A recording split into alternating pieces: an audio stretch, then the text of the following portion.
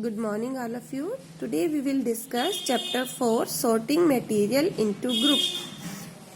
In our previous videos we have discussed this topic in detail. Today I will summarize this topic so that you will be able to give answer to the given question. Let us discuss now. A material. What is a material? A material is a substance which is used for making things. So any substance which we are using for making thing is called material. For example, we are using steel for making spoon. So that is a material. Steel is a material.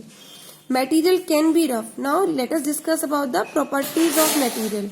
Material can be rough or smooth. We can categorize material on the basis of roughness and smoothness. Material can be transparent. It can allow the light to pass through them. Or material can be opaque. It does not allow the light to pass through it. Material can be soluble in water or it can be insoluble in water. For example, sugar is soluble in water, mud is insoluble in water. Material can float on water like log of wood. Wood float on water or sink in water like an iron nail.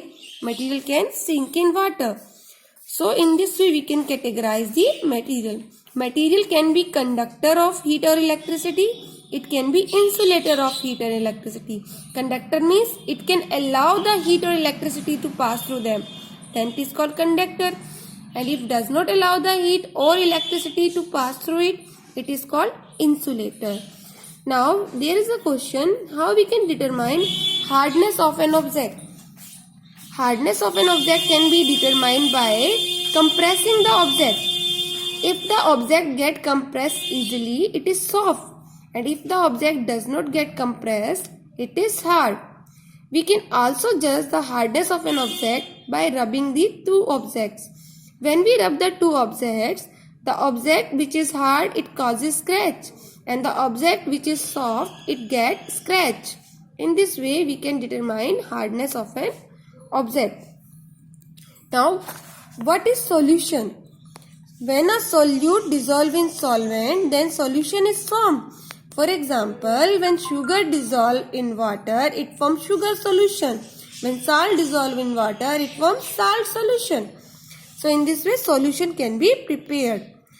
Now, what is solute and what is solvent? Solute is the solid which dissolves in the liquid called solvent. For example, salt is solute here and water is solvent here. When salt dissolves in water, it forms salt solution. Now, let us know one more thing about this, that water is called a universal solvent. Why water is called universal solvent? Because it can dissolve a number of substances in it. It can dissolve solid like sugar and salt. It can dissolve liquid like milk and alcohol. It can dissolve gases like oxygen and carbon dioxide. So water is called universal solvent. Now the last topic is saturated solution. You know solution. When a solute dissolves in solvent, it is called solution. Now keep on adding the solute to the given amount of solvent. A stage will come when no more solute can be dissolved in the solvent, and that is called the saturated solution. So what is saturated solution?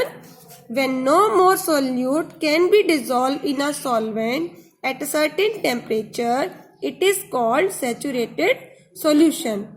We can make saturated solution by taking the 10 ml amount of water in a beaker. Now with the help of spoon, keep on adding sugar to it. A stage will come when no more sugar will dissolve in solvent, and we will say that saturated solution is formed.